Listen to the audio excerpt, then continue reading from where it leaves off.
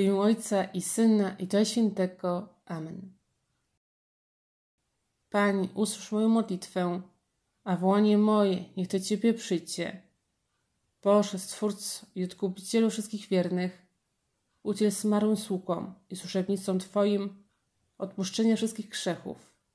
Niech przez pobożne modlitwy dostąpią miłosierdzia, którego zawsze pragnęły, który żyjesz i królujesz na wieki wieków. Amen.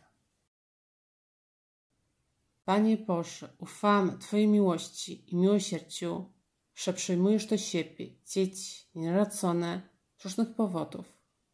Prosimy Cię za nie, by się cieszyły wieczną szczęśliwością i oglądaniem Ciebie twarzą w twarz. Wieczny odpoczynek racz im dać, Panie, a światłość egoista nie im świeci. Przez miłosierdzie Boże niech odpoczywają w pokoju wiecznym. Amen. W imię Ojca i Syna i Ducha Świętego. Amen.